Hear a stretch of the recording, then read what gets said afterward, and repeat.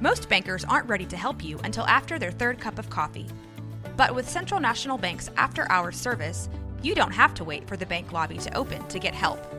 You can contact us from 6 to 8:30 in the morning or from 5 to 10 in the evening, and we'll connect you to a real, live, local person who can answer questions and fix problems 7 days a week. Bank different. Bank Central. Central National Bank. Member FDIC.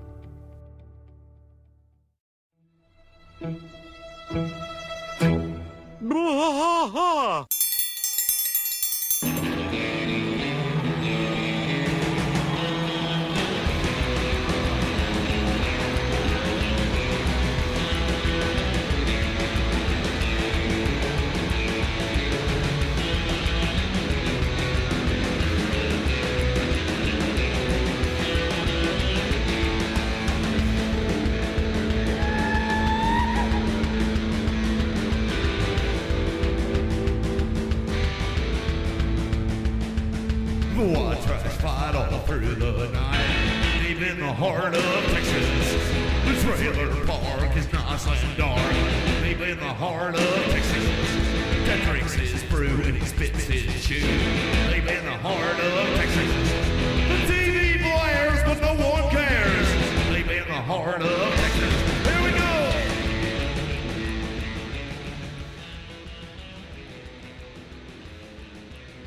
Hey there, everybody. Welcome to Bois. This is a special edition. A special edition, and we might do a couple more of these. Yeah. We might add these into the repertoire. I like our producer Mason has worked really, really hard this week, so we're giving him a break from his mind melt. His mind melted last week so hard on Toy Story 5. Poor guy. We have the technology. He is the $6.50 man, and we are. The problem is he sees upgrading Tom him. Hanks everywhere now.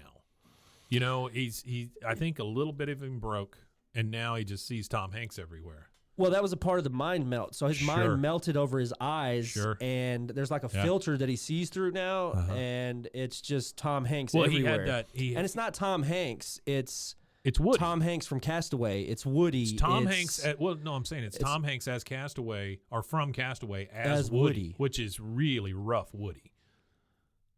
I don't know about you, but I've had a couple of rough Woodies. Yeah, I've had a couple of them. So anyway, I wouldn't say rough though. I try not to use sandpaper to pleasure myself, so I try to keep it soft. It's rough for her pleasure. Rough for her pleasure. So kind of like how you score a like a pool cue, how you scratch how a you're pool scoring cue. a pool cue. You score that, you get it all scored up before you go after it. You got it. Golly, where the hell is this? Mason's never going to let us do this again. No, he's never going to let us do this again. So, guys, welcome to the first episode of D.I.Y. AI. D.I.Y. AI KOTH Bois. Bois. So what we decided, me and Mike kind of thought was funny. So we're living in a world now where. Hang on one second. Go ahead. I have to give this disclaimer. Yeah. Title left to Mason's discretion. All right, go ahead. Yeah. So we decided to play around with some AI stuff. I know a lot of people don't like AI. It's really controversial as a subject. Yeah, I can see it. The only thing is it's scary. You can't it's stop new. it. Well, it's new. It's new. Well, the it's scary scary. thing about it is that it's like the movie Gung Ho, where all the Japanese came in and bought the car. They're trying to imitate a human intellect, is what is scary. Yes, that and they're is putting it into part. a machine. Well, here's the part that scares me the most about AI is I feel like they're rushing it, right? And so when you rush something like this, that's when you get the Terminators, right? Kind of. I would agree with you if I wouldn't have already done like 40 base hours of AI research before we record this episode. I completely get that part. But what I'm more referring to is Microsoft this last week. They're rushing some of their stuff. They're probably rushing stuff. Well, they came out and it went crazy. Said, we've included ChatGPT as part of Bing now, right? And it went nuts. And they removed Internet Explorer. They're all in. They're crashing just all of a sudden. And they came out with a disclaimer that said, don't talk to Bing ChatGPT too long or something weird will happen. And I was like, what the hell does that mean? It's really bad at chess. I mean, but I'm just really, saying. really bad at chess. So now the chess.com, my son is an avid chess player. Yeah. And he uses the app. Well, I was sitting there with them, and we were just playing around doing puzzles, like chess puzzles, and I noticed that they had chess puzzles. chess puzzles. Okay. We're Whatever, peculiar. man. Hey, whatever. Chess puzzles. The chess background is when I was a small kid in England. I was 3 years old, and I used to go with my grandma to visit my great uncle, who was in his late 80s, early 90s at that point, and he was a huge chess player. Oh, that's cool. Competed his whole life. Yeah. And, he taught me how to play chess at 3. Chess is a wonderful game. So I learned at a really young age. But my son, he's kind of got an aptitude for it. So I saw ChatGPT on there. Yeah. And I was like, well, what the hell is that? Oh, on the chess app? Yeah. And he's like, well, it's the ChatGPT bot, the AI. Oh, my God. And it's just everywhere. They play you in chess. They've integrated into the app to play against you in chess because they have a bunch of AI on there. Yeah. So they have there's a big chess revival during COVID in the streaming makes sense. Sure. On YouTube, Twitch. There was just this huge community that just exploded. Well, it's a way to have human contact without human contact. Well, it became cool. Yeah. Chess is cool. When I was a kid, I played chess. I got made fun of for playing chess. My kid's competing in chess competitions for UIL, and his friends are like, "Oh, bro, that's cool as hell, man." Yeah. When my friends were like, "Oh, dude, you're a nerd. You're a big nerd. You're a big nerd. You're playing with plastic on a board, a checkerboard. Mm-hmm. That's for checkers, not for chess." Mm-hmm. So we've decided with this AI thing to play around with a little bit and regurgitate some AI stories. And this particular episode that we recorded on Monday kind of touched on some, potential domestic situations and stuff. So in bad taste, I regurgitated a story from the ChatGPT. I got it to the prompt that we used today was Hank Hill saving Lenore. In the alternate universe that I've created today for this, Lenore and Bill live together, and this is before Lenore has left. So this could be an alternate reality of... It's Hank Hill saving Lenore from a drunken Bill. From a drunken Bill. Yes, okay. So this could be a reality. This could be really why she left. Because I guess we don't really know right now where we're at in the show why she left. We really don't. I don't know if you ever know, but I know we don't know right now. I think it's just because Bill is Bill. Yeah. So... I want to know how that romance happened to begin with. Oh, Bill and Lenore? Do we ever find out? We might have to do a Friday Bill and Lenore lore episode. Bill and Lenore lore. Bill Lenore lore. Bill and Lenore lore. All right, let's go, man. So here is a ChatGPT created story. Hey, ChatGPT, get at us, Lenore. by the way. Yeah, come on. Come on, sponsor us. Sponsor me. Sponsored by ChatGPT. We've replaced both hosts with a robot. I got a great idea, but I'm not going to say it on the microphone because it might be somebody else's idea already, and I think it would be a great podcast. All right. Okay, so it was a hot summer day in Arlen, Texas, and Hank Hill was just enjoying a cold beer on his front porch by himself. They're not. That never happens. But sure. It never happens. Sure. Well, I think it happened. It'd be back porch. From what we don't see, it happens. But what I'm saying is, it wouldn't be on his front porch. It wouldn't be on the front porch. It'd be in the back, probably on the patio or something. On the lawn furniture. On the lawn furniture. You ever watch Caddyshack? The movie Caddyshack? You've seen the movie Caddyshack, I have seen it, yes. I have seen it. So one of my favorite things... Do I watch it regularly as I do. Regularly scheduled content? No, I do not. But I should, but I don't. There's one scene... I will. Now that you mentioned it, I'm going to watch it today, actually. There's one scene where Chevy Chase is trying to get Lacey Underalls to have sex with him, right? Oh, okay. And so he's invited Lacey Underalls over to his house. Mm-hmm. And his house is just a mess. Yeah. And he's actually poured the Perrier back into the bottles and then fashioned the caps back on. Yeah. And then at one point he brings out the Perrier and goes, like fumbles the tops they're just so full of fizz or whatever and pours them. Yeah. And then he says to her, "Let's go out to the patio." Yeah. So anyway, anytime anybody says patio, that's what you think of for patio. Let's go out to the patio. I think of being a teenager. When I think of the word patio, I think of a bad experience. I had been prescribed, and this is crazy that they did this back then. This is before the opiate epidemic was huge. I was 17 and I broke my leg, and they prescribed me 90 hydrocodones. Yeah, no good. And 90. They prescribed me 90. 90. I'm 17 years old, and I'm already drinking and That's at smoking least 3 weed. days I'm already worth. partying. Yeah. I'm 17. I'm already partying. Sure. So they gave me access to high-end opiates, as a 17-year-old who has no responsibility they used at to all. hand them out like candy. Just think about that, guys. I was 17 years old. They gave me a gigantic pill bottle of 90 pills. An irresponsible 17-year-old. I could take those pills anywhere with me legally in my pocket. As long as it had the label on there with my name on it. That's right. So I took in one too many. I drank a couple of bottles of beer on top of it. Sure. We're in Robinson. I'm in a walking boot at this time.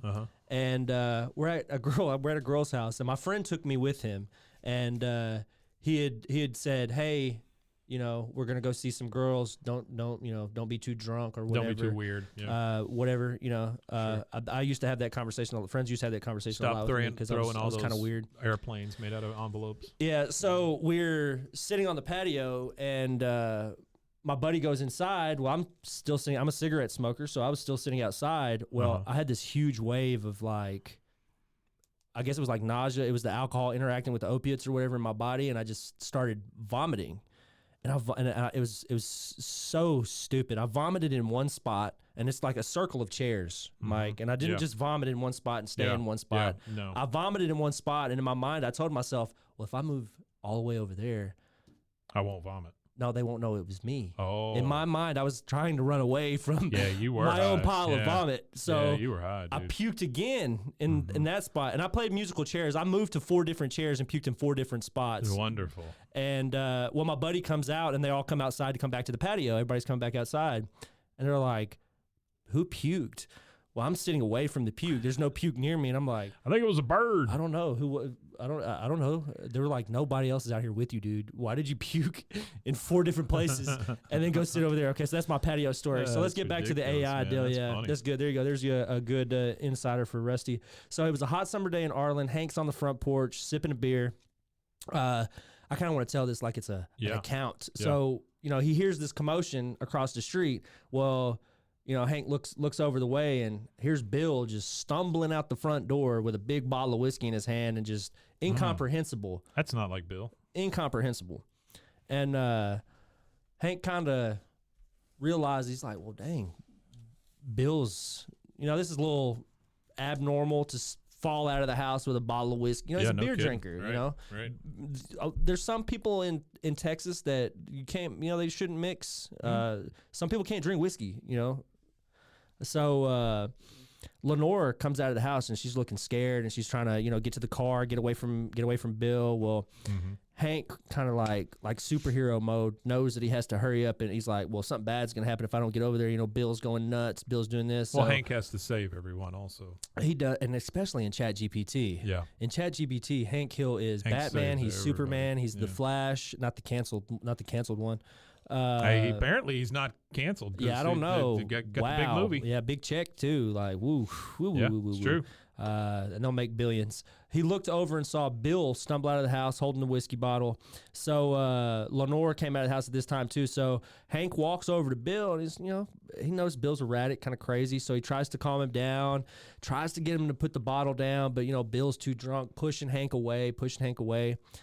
Hank was like, well, man, you know, this is, I got to act more decisively in this situation here. So Hank runs inside, grabs the phone, calls the police, you know, so he's like, this isn't good. So Hank goes outside. He guides Lenore into his house and locks the door.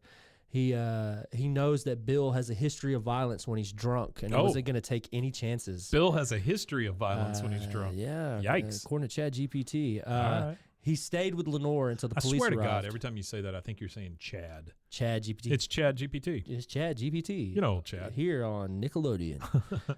He stayed with Lenore. What a terrible show. Yeah, what a terrible show. He stayed with Lenore until the police arrived, making sure she was safe and comforted. Eventually, the police arrived and took Bill into custody, but not before he caused some havoc on his own property. Lenore was grateful to Hank for his quick thinking and bravery, and thanked him for keeping her safe. Hank was just happy that he could help someone in need. He knew that alcoholism was a serious problem, and he hoped that Bill would get the help he needed to overcome it. In the meantime, he knew he had done the right thing by stepping in to protect Lenore from harm. So yeah, that was my degenerate. That sucks though, because there's no resolution. There is no resolution. Well, ChatGPT can only do so much, so that shows you the limitations of AI. But it's kind of really, really funny because if you type in stuff like now we don't know. What was it? What did I type in? So my son, the baby has been biting. So I asked ChatGPT. I said, well, what's a few things that I could do to help a baby stop biting? And boom, they give you this concise, really supreme, like, take out their teeth, acknowledge the behavior, react promptly, offer alternative toys or objects, redirect the baby's attention. I'm impressed. Sure. You know, it kind of reminds me when my dad put on my kid's VR headset and cried afterwards. Yeah. Like, it's just, my dad grew up a little, like, poorer than what, like, he grew up. His dad was born in 1912. My dad was born in 1960. My dad grew up like he was born in the 1940s. Right. So, you know, they had like a wood stove they cooked on. They went and pissed outside in the outhouse, that kind of thing in the 60s. Sure. Dirt floor house, that kind of stuff.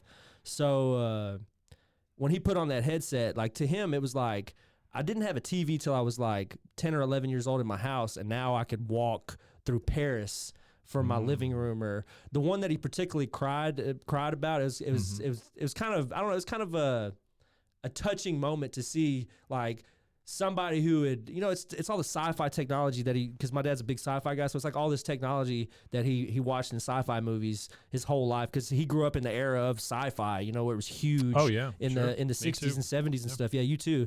And no, I mean, I liked you too.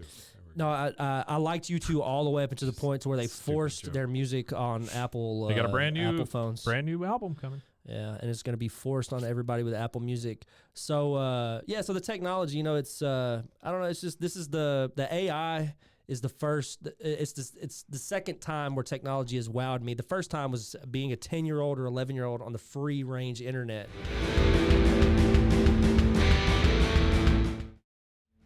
Watch us fight all through the night, deep in the heart of Texas. But the first time where technology really, like, as a kid, was the open internet. You know, just before there was any algorithmic based social medias, any of this stuff that's going on. When it was literally what you saw was what you got, kind of thing. There wasn't anything behind the scenes working to change stuff. So I don't know. It's kind of interesting to see where all of this is going to lead up to. I know there's a lot of disgruntled artists and creators and things like that. It's a seminal moment of change, and by that I mean, you know, people were up in arms when robots started working in car factories.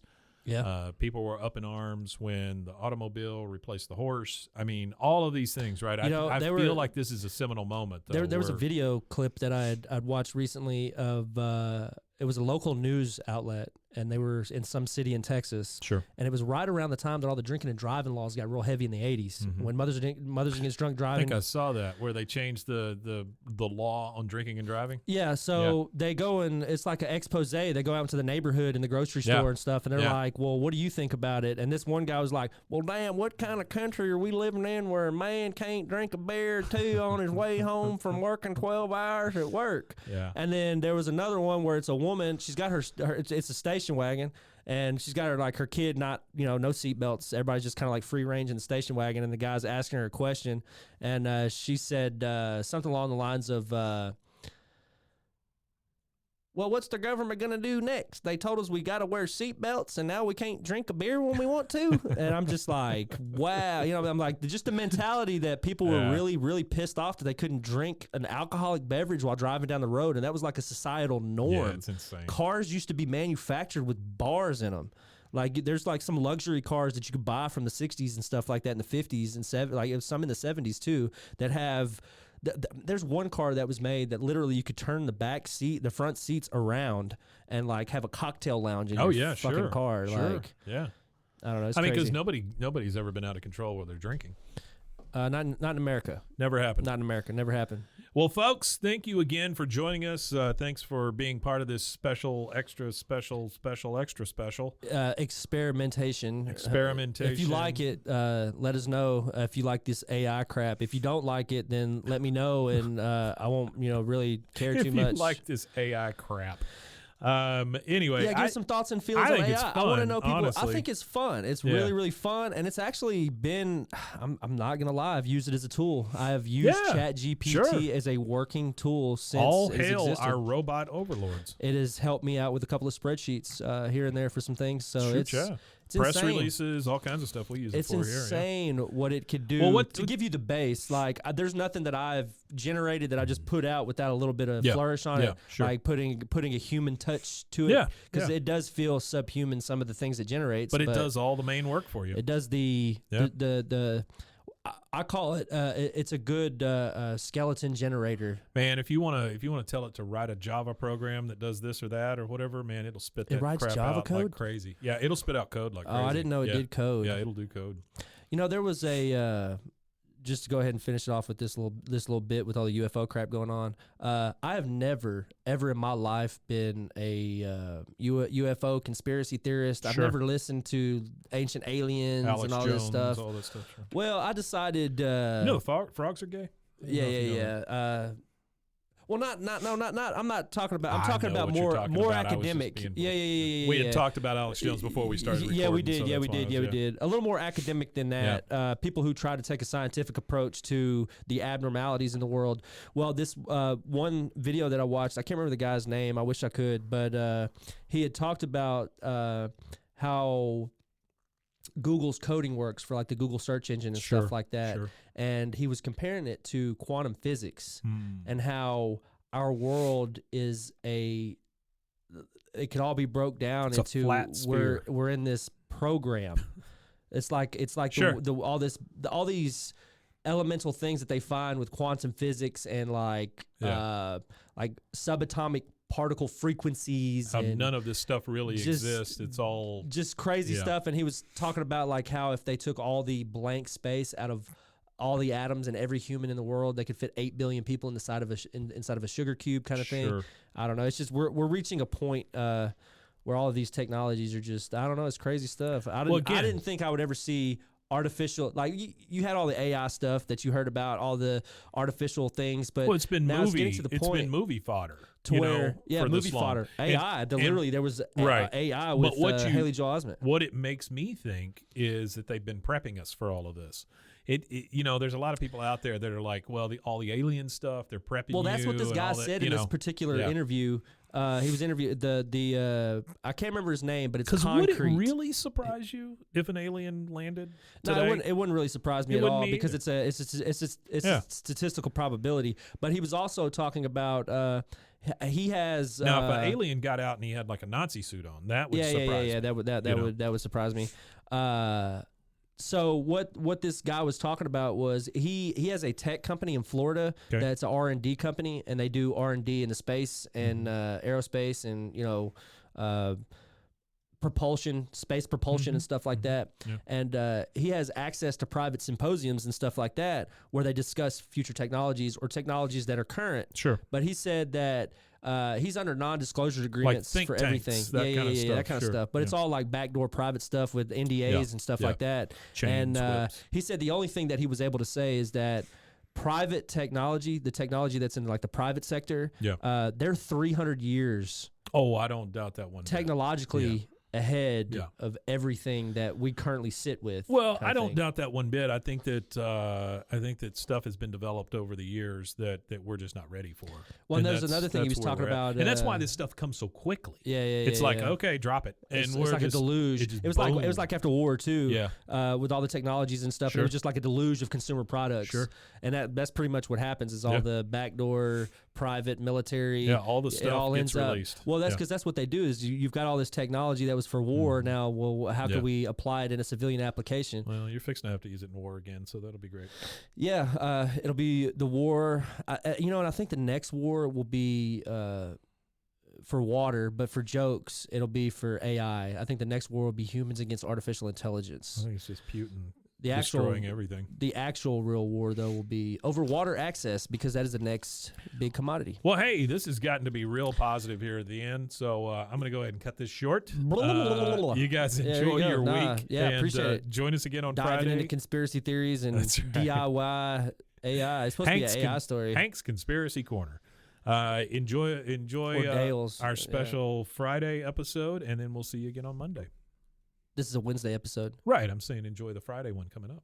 Oh yeah, then enjoy the Monday one that you've already listened to. Well, I'm saying the Monday one coming up after that. We'll see. And then the one after that, Monday. and then we'll see you probably again. Ask AI when the next one's coming up. Okay, let's see if they even know who we are. Probably not, because I think it only does information. One of them does information, like 2017 and up or something. Recent stuff. But I think this one only does like 2021. Let's see. Let me see. What was I asking her again? You were asking when the next King of the Hill when Bois is episode the comes next Bois King of the Hill podcast episode releasing. The next King of the Hill Bois episode comes out Monday. Oh, thanks, ChatGPT. As an AI language model, I do not have access to real-time information or schedules or for podcasts. Which is crazy, but I completely understand that part. Okay, because let's if see, it used current information, we'd all be screwed. I mean, I'd start thinking it could change on a dime. You know, I mean, it could just boom. Oh, Putin did something. Oh, all right, launch the missiles. Oh, here we go. This is even better for you, though.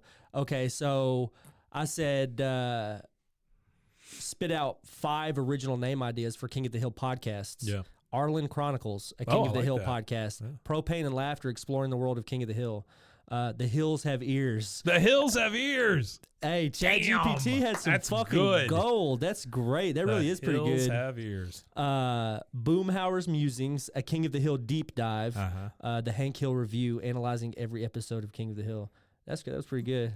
The Hills Have Ears is pretty damn good. Propane Perspectives is pretty good too. Sure. Bobby's World. Bobby's World. Golly, that would have been a good one. Hank's Hankrin, a King of the Hill retro. I don't really like that one too much. No, that one's cooking. Let's see. Cooking with propane.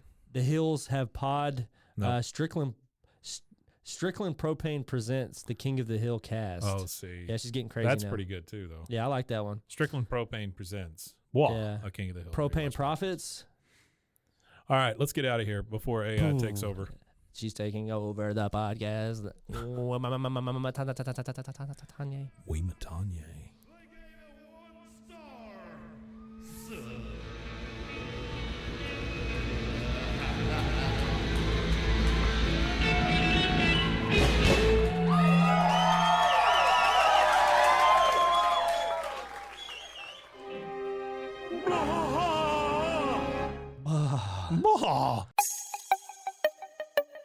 This has been a Rogue Media podcast.